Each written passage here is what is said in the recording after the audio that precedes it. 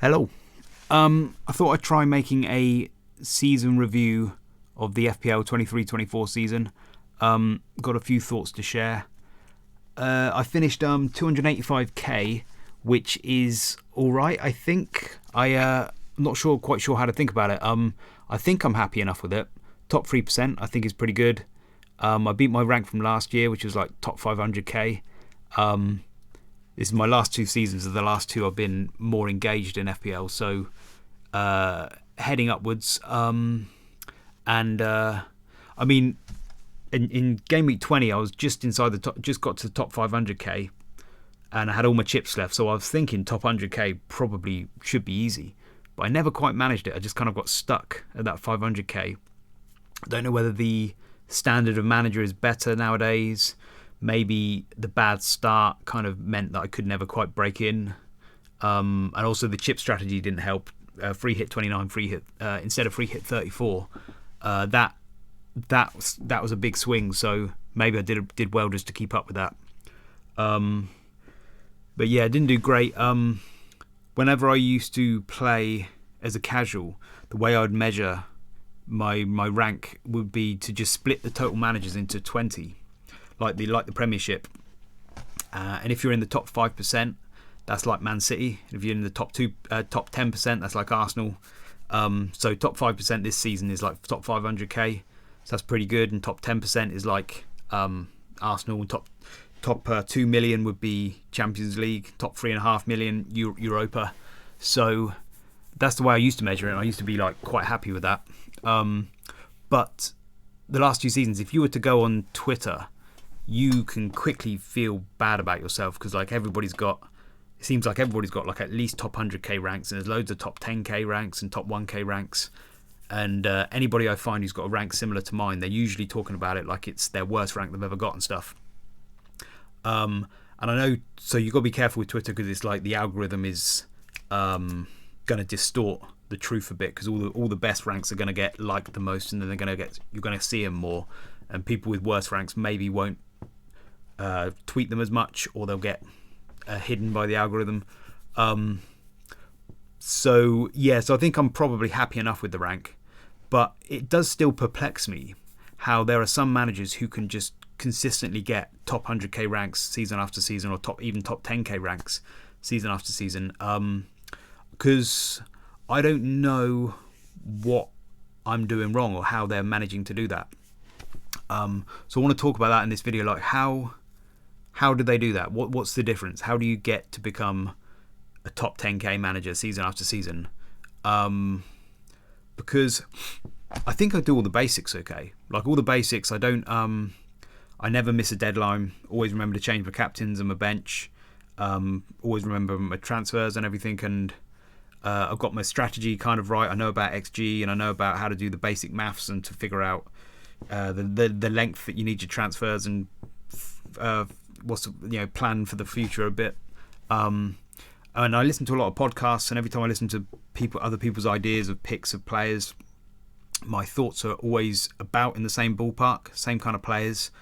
I'm always I'm always on the same kind of page. I mean, FPL Harry is very good at this game, and he's like, when I've watched a few of his videos sometimes, and all of his picks are like,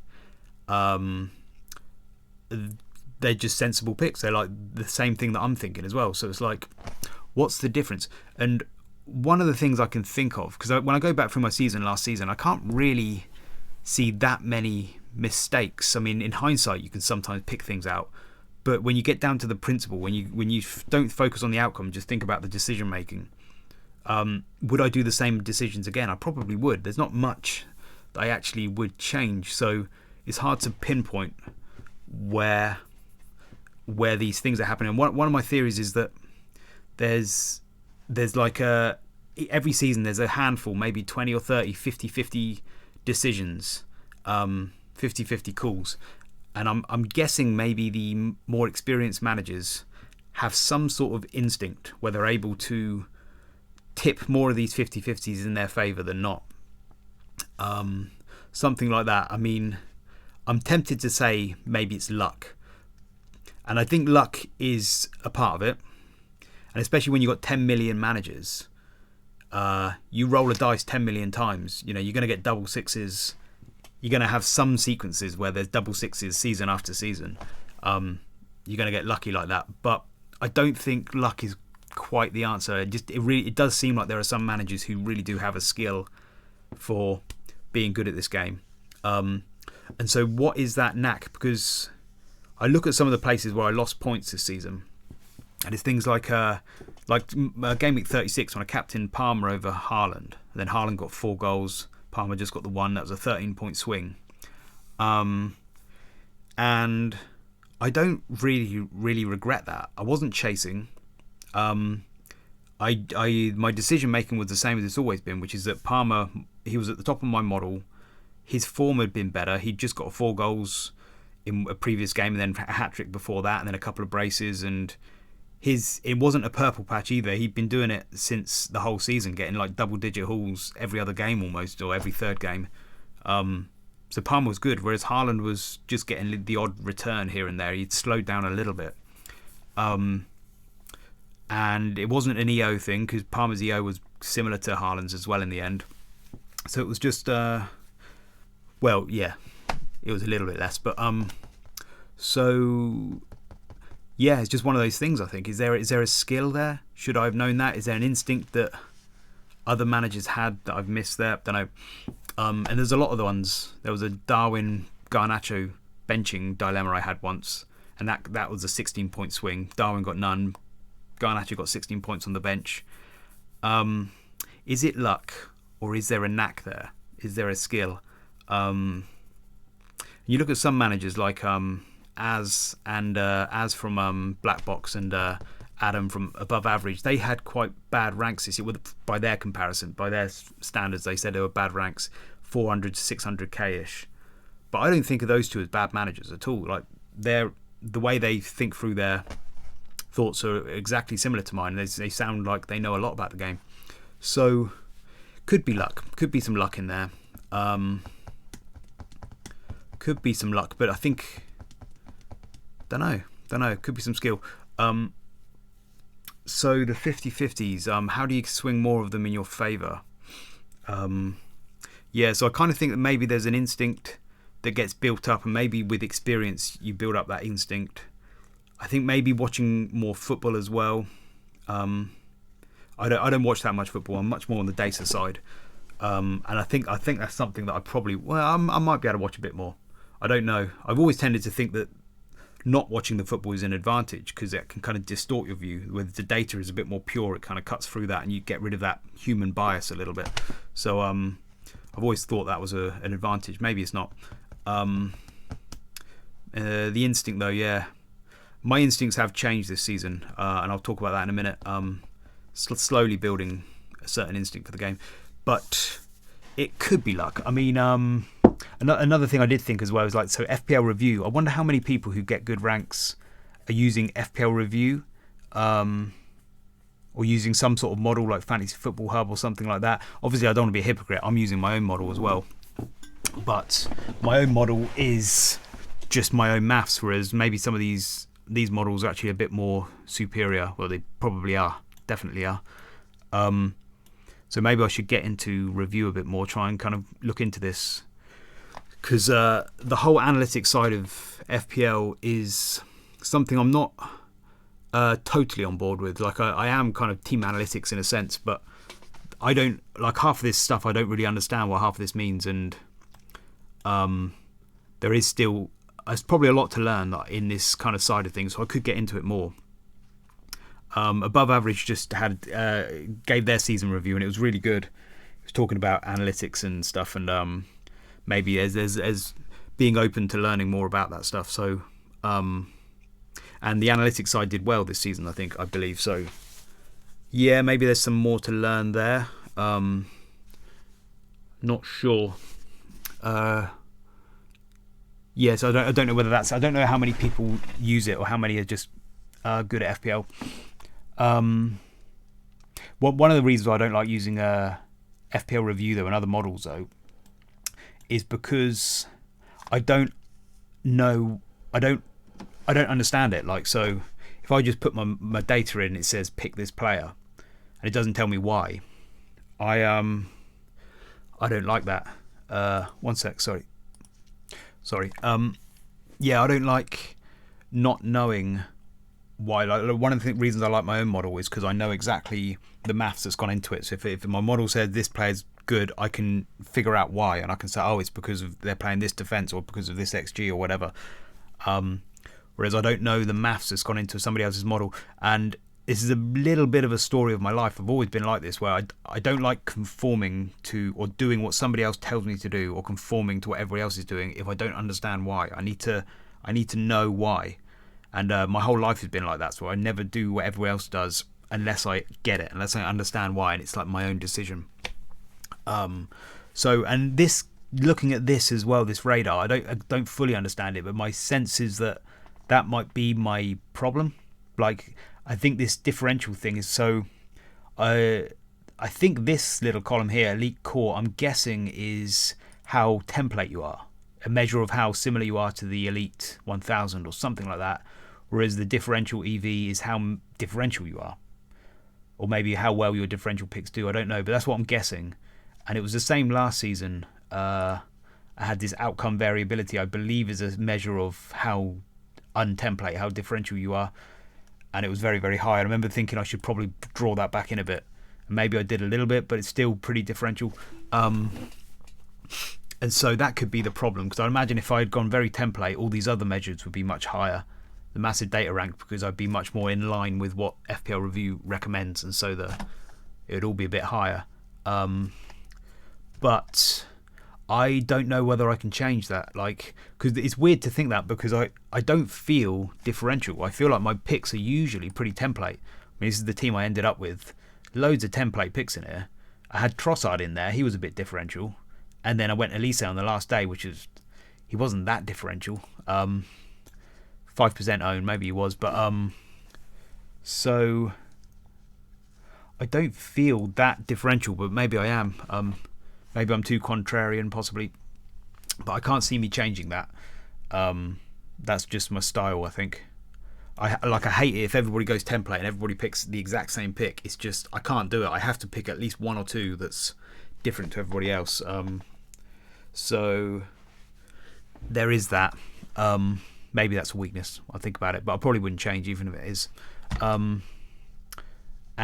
what was I going to say about that? And the luck thing. So yeah, and I had apparently I've had bad luck, which I guess I felt a little bit unlucky. There've been times in the season where I thought I was doing really lucky, but maybe I was just trying to focus on the positives. But according to this, I've had relatively bad luck.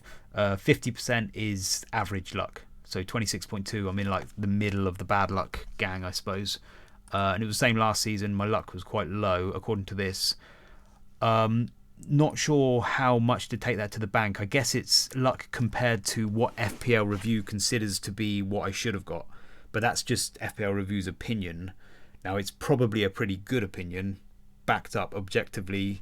It's probably a pretty steady opinion, but it is still just FPL Review's opinion. You can't take it to the bank necessarily, but yeah. And FPL Optimizer as well has got me like this. So it's like my predicted score was about 50 points below their prime sample, but then my realised was even lower. So yeah, maybe I didn't play great, but then I had bad luck on top of that. According to that, yeah, not sure how much to take that to the bank. There's a part of me that wants to kind of like feel sorry for myself. Yeah, it was all bad luck, but I don't know, don't really know. But yeah, maybe going too differential could be my problem. But yeah, don't feel like I'm going too differential. And another thing I think of, like, so what makes me different? Another thing I think I'd like to look into is I'd like to do some analysis of people that are in the top 10k, and then compare all the places where I've gone differently. Like this has got captaincy points, and my captaincy points compared with the Elite 1000 I think is pretty good. 73.7% sounds alright. So maybe it's not there, but maybe like I do maybe the elite do more of their transfers in attack than defense, and I do too many defensive transfers or something like that. Or maybe there's some area in my game. Maybe it's just this, going too differential. I'm not sure. So yeah, I have to think about that. Yeah, and one of my instincts this season has been to play a bit more conservatively. Which, well, I'll talk about it now. Yeah, so like this season, I started off very gung ho, very taking lots of hits and stuff, and then gradually some of those hits didn't go very well. I had one against Sterling, and Sterling was really bad. I sold him just after his 16-point haul, and then I bought him just after his 16-point haul, and then sold him before his 19-point haul, and so and then after that, I started to get into this habit of actually sticking with solid players. I started to get really drawn to nailed. There was a certain type of player who was like nailed 90 minutes, not in Europe, on penalties, good data, like Mbomos, Salah, although he was in Europe, the Tottenham boys, Maddison and Son. There were these certain picks that just felt really quality. And in game week 10, I think it was, around about there, people were wildcarding out the Tottenham boys and wildcarding out Mbomo. And I did the opposite, and I decided, you know what, I'm just going to stick. I'm going to be patient. I'm not going to knee-jerk. I'm going to stick with these solid picks.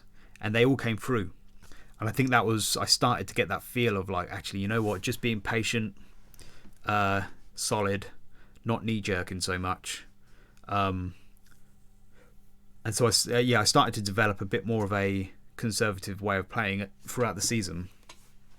And with hits as well, I started to think, if you actually plan well enough, you shouldn't have to take hits if your planning is good enough.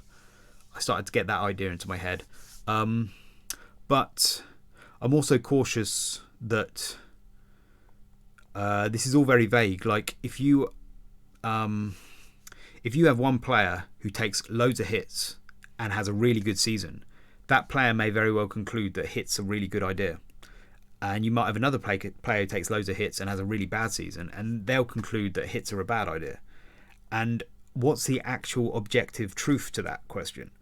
And so I'm a bit cautious not to come to conclusions based on just my own anecdotal story of my season. Like, I'd rather know the objective truth, but I don't know how you get to the objective truth. So, like with hits,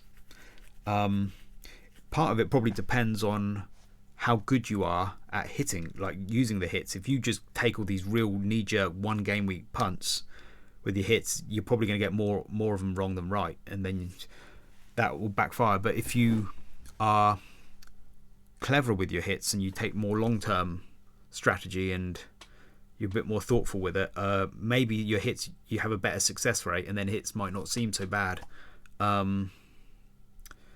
Yeah, a lot of it's kind of luck as well, I'd imagine. So at the moment, I can't say I'm not going to take hits. I need to take less hits next season. There is a part of me that feels like, yeah, maybe I should try and ease up on that, but I've got to go careful because like last season I took 8 hits. 4 of them I lost out, but then the other 4 I gained. And if I say I'm not going to take hits, it means when I took a hit from Mateta in 34 and he got that 29-pointer, that means I wouldn't do that next season, and I would lose out on that. And when I took a hit for Botman, when Newcastle beat Sheffield United 9-0 and he got a 12-pointer, I wouldn't be doing that next season either. So I need to go careful what I'm saying. If I say I'm going to do less hits, it means I'm going to miss out on those ones as well. So I don't know. So yeah, I don't know. I'll probably do the same thing I did this season when it comes to hits. Yeah. See, and again with the knee jerking, I could easily say I need to knee jerk less because I can point to Sterling and how I lost out on him. There was a time when I sold Gross to KDB in double game week 25 for a hit, and then KDB blanked and Gross did really well. But again, you'd run that experiment another season, and KDB in a double could easily smash it. So it's hard to say whether that was a wrong decision or not, whether I was just unlucky. very vague, this game. It's hard to kind of pinpoint objective places where you haven't done the right thing. And at the end of the season as well, I had a Mateta Jackson flip-flop, hokey cokey, where my punt in wildcard 35 was to go for Mateta over Jackson. And in the first two, 35-36, Jackson outscored Mateta. And then I switched him back, Mateta back to Jackson in 37. And then Mateta went big on the final day. So that was really annoying. That was like a 30 odd point swing there. Whereas if I just stuck with Mateta, might have been all right. Yeah, so I mean that feels very knee jerky in hindsight. Maybe it was. But then sometimes knee jerking works. So it's difficult to put your finger on that. Yeah, so what was I saying?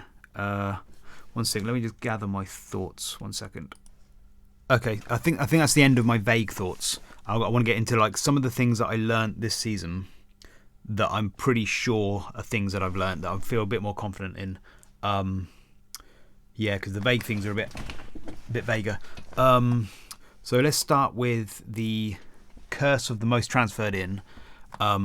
Yeah, throughout at the start of the season, the most transferred player in kept blanking. Ben Chilwell got a 1, Brian and Bomo 2, Sterling blank, Son blank, Alvarez blank.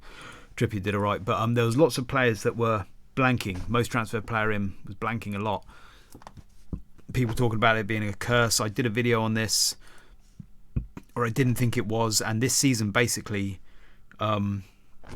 it's evened out at exactly where it should. So from 2016 to 23, the average amount of points that the most transferred player in returns is 5.47, and last season it averaged at 5.22, which is exactly kind of in line with what you'd expect. Nothing crazy. It's not the lowest. Yep, so it was fine really, and the average number of blanks, which is less than 4 points, I defined it as, is 17.43, and last season it was 18, so like right in line with what you would normally expect. And so generally it's not a curse, and generally the more a player is transferred in, the more points they usually return. The graphs usually look like this, where the more a player is transferred in, the more points they return on average. There could be a slight thing where the hive mind takes a while to cook up, where maybe the hive mind has a slightly more accurate guesses towards the end of the season than at the start. But it's not massively clear in the data, but sometimes it looks like that way. But I would just ignore it in total, really. Usually the most transferred player in is the one that scores the most amount of points. So, and they only usually return at a rate of about 50-50 anyway. Like that is the norm. It's usually anybody else is usually worse than that. So that's what you should expect. So yeah, that's curse of the most transferred in. That's not a curse. So that's something I learnt this season. Another thing quite important that I think most people know about is the added time that was given at the start of the season, where when the ball goes out of play, they stop the clock, so you get more stoppage time. It has led to more goals and less clean sheets, and this is the total number of goals since 2000 to 23-24, and the total number of goals usually hovers around 1,000, and then last season it got to 1,246, and the clean sheets usually hovers around 200. And then last season it got to 157, went down to 157. So, yeah, I think most people cotton onto this already. It just means small at the back, really. I think probably you're probably going to play 3 at the back. Just carry on doing that next season, and maybe spend less money in defence, more money in attack. Just that kind of idea, I think. Or just go triple Arsenal, or whoever's getting the clean sheets. I don't know, in defence. And then also injuries. There did seem to be more injuries, and it's hard to get the data. I found some data. I had to kind of collate it from random places online. It looks as though the total number of games missed in 23-24 was around 2,600 something. Might be a little bit more than that, 2,600 something. Whereas in the last 2 seasons, it usually averaged about 1,800 something. So 2,600 this season, 1,800 in the last 2 seasons. So it seems to be an increase there. But if you actually look at the number of injuries, and this is mainly coming from Premier injuries, Ben Dinnery's Premier injuries, it was in Game Week 37, it was 408 this season, so it's probably a little bit more than that, but around about the low 400s. Whereas in previous seasons, we've had 590, 561, and then 711. So the actual number of injuries has actually gone down, but the length of games they've missed has gone up. So maybe the severity of the injuries has gone up. So anyway, it's hard to find data on it. The sense that most people have is that injuries have gone up, and it's not just in the Premiership, in other sports like the NBA and stuff. It's the same thing, and I think the best theory I can see is that it's to do with the added minutes, because it's the same thing with the NBA where they're getting players to play more, I believe, something like that. So, oh man, I always get out of breath when I do these videos. So it's yeah, so it's hard to get accurate data, but it seems to be that because they're playing more minutes, they're getting more injuries. And I've forgotten to put the link up here, but I'll leave it in the link below. There was a good article I read, and it said something about the players are playing an average of about 6.5 kilometers more. They're running more distance. I think it averages at about half a kilometer more each player runs each game, and so that's probably what's equating to more injuries. Yeah, the half a kilometre more probably going to add up. So the lesson there being, don't skimp on your bench is the lesson that I've learnt this season. Wildcard 20, I skimped on the bench because I figured I'm probably not going to need it, and then I did. And I think that might become a theme next season if we think it's going to carry on, which it probably will because there's going to be more games. We've got Champions League has got an extra 2 games. What else is there? FA Cup have scrapped replays, but it was only up to the 4th round anyway, so that probably won't affect much.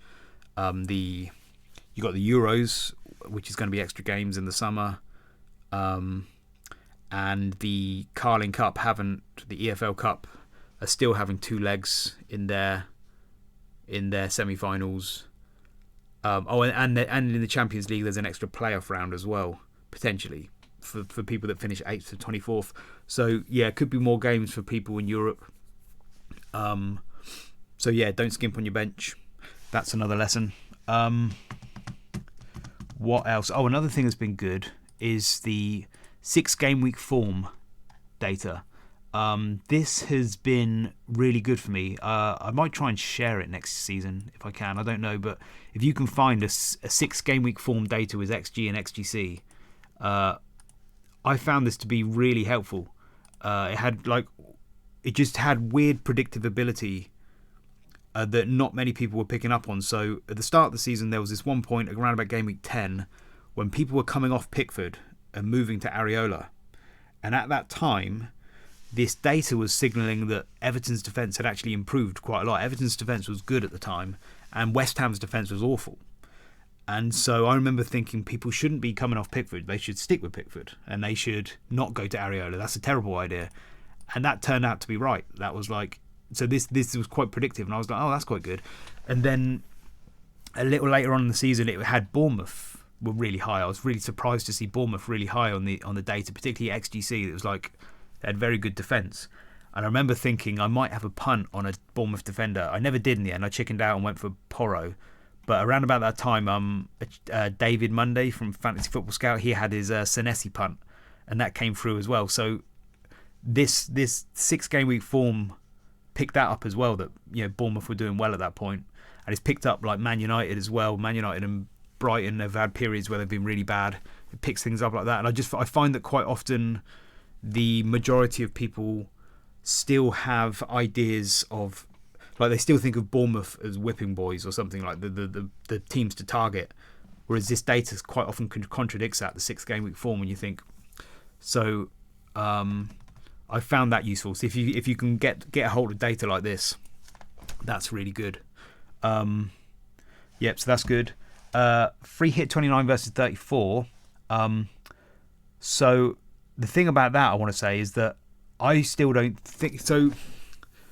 You know what I was saying about hits earlier. I think a lot of people there are some people who will never free hit in a blank ever again because of this season, because the swing was so huge.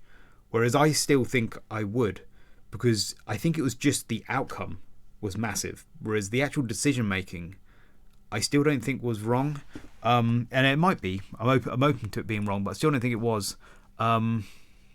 Because my team in Game Week 34,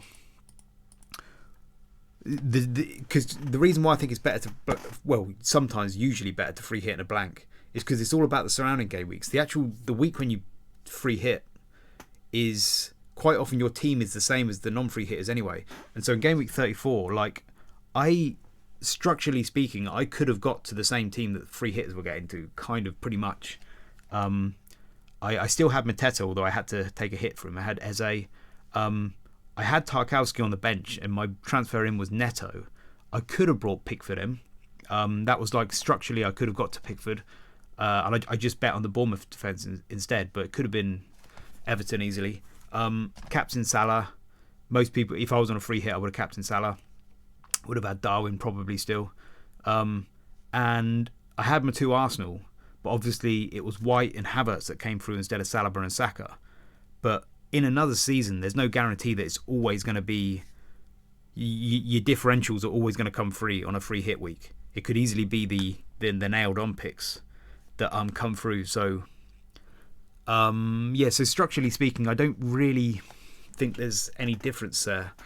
And I managed to get greens in both game weeks anyway, so I think it's more the surrounding game weeks that are more important. Above Average had a good podcast about this, and they were mentioning that even the wins that the free hit 34 side, they just kept coming in because people had Isaac off the bench because Saka didn't play in 38, and that was people who had Saka were the people who didn't wildcard in 35. If you wildcard in 35, you probably didn't have Saka. And so it was that kind of... they kept getting wins like that. But all of that is kind of luck, I think, pretty much. Structurally, I haven't actually changed my opinion on that.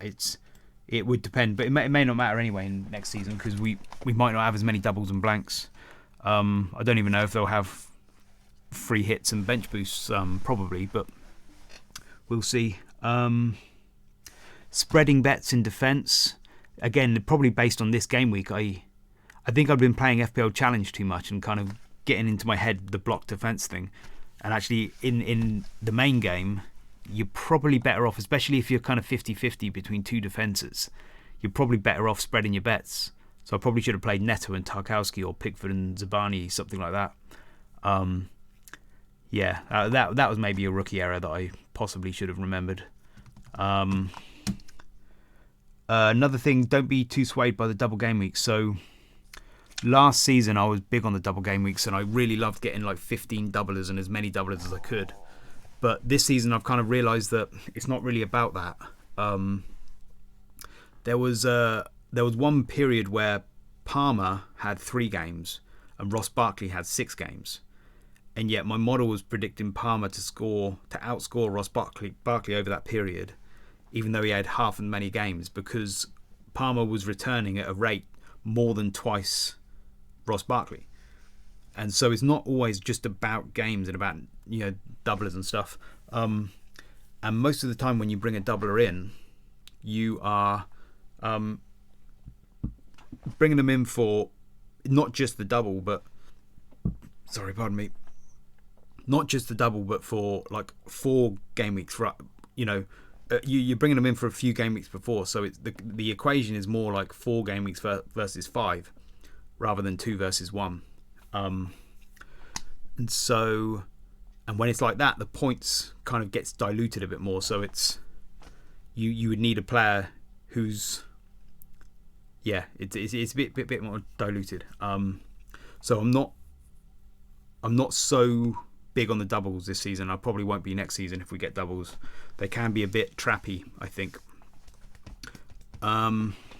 These are things that I kind of think I'm fairly sure on. Is that it? I think that's it. Foden was a lesson that I learned this season of like Foden is the new De Bruyne now. He's the new number one. There was a Twitter user, I think he's called something like it's called Alex, and he spells it four with a 4, then LAX, Man City, and he wrote a good thread about Foden. That kind of convinced me that the baton has changed now, and he's kind of he's now the main man. And yeah, that was a lesson I learned. So Foden is like the new pick. Yeah, that was something good. I think that's about it. Yeah. That general feeling of playing more conservatively, it's just we'll see. I'm not sure about that. I do think that the nature of the FPL season is such that maybe towards the start of the season it's more dynamic, chasing price change. Oh, that was another thing I learned as well this season is 0.1 million at the start of the season is probably worth at least 2 points throughout the whole season. Maybe a bit more, but at least 2 points is quite a conservative estimate. So if you are thinking about price changes and chasing price changes and thinking about taking hits, it might be that it's a bit more justified taking hits at the start of the season because that 0.1 mil can be worth points later on in the season. It's hard to measure, but I did do other videos about this. So the start of the season though, it's a bit more dynamic. The template is a bit more, it's hard to predict everybody's form. Lots of changes, price changes going up and down a lot, people trying to chase price changes. So it's that nature is a bit more kind of dynamic at the start, and then people gradually get more conservative throughout the season as it all settles down and you don't have to chase prices so much. So yeah, I don't know. I might not necessarily play more conservative next season. We'll see. And a couple of things just to finish off as well. Just I had a couple of ideas, changes to make to FPL. What changes would I like to see? I think a lot of people have mentioned higher prices, and this was one of the videos I made early in the season. And this little weird landscape graph here these are all the players, the top 100 players' prices each season, and in the distance there, that's 16-17 season. And they're coming forward to the current season. And you can kind of see this kind of gutting out of the players. This is the players' prices just getting lower and lower each season. The average player price is just gets lower and lower, and the amount of players who are in like below 8 million or above 8 million is getting smaller and smaller. It's just basically becoming more and more affordable to pick all the best players. So most people are kind of thinking it would be nice to have more expensive players to make it a bit harder for us. But then you look at this and you think, well, is there some reason why FPL are doing this every season? Are they just trying to make the game more fun so that everybody can pick their favourite picks? They don't really care about making it difficult. Possibly. The trend is certainly getting cheaper and cheaper. So will it continue next season? Probably. But then we're just hoping it doesn't. Don't know. But yeah, higher prices I think would just make it a bit more challenging. And I've often had this idea, which I don't know if I thought it all the way through, but I've often wondered whether something that might work would be to make the price changes twice as dynamic. Because a lot of players, they start like Palmer starting at like 5 mil. Even with the season he's had, he's only gone up to 6.3. Whereas if the price is changed more dynamically, maybe he would get up to 8 mil, 9 mil throughout the course of the season, and the price would reflect his true value. Obviously, there'd be downsides to this. Maybe people might think it would make things more nervy. People would be knee-jerking more with the price changes. But I don't know if that's necessarily the case. I don't know. I don't know. It's just a thought. Price changes. I think I'm going to stop talking because I'm talking too much at the moment. Yeah, don't need to talk about that. Deadlines. Yeah, don't need to talk about that. And I really like FPL Challenge. That's the final thing I'll say as well. I've been really into FPL Challenge. I did quite well this season. apart from the final day. But yeah, so I hope they bring that back next season. Anyway, that's enough talking. Yep, I'll leave it there. Okay, thanks for listening. See you later.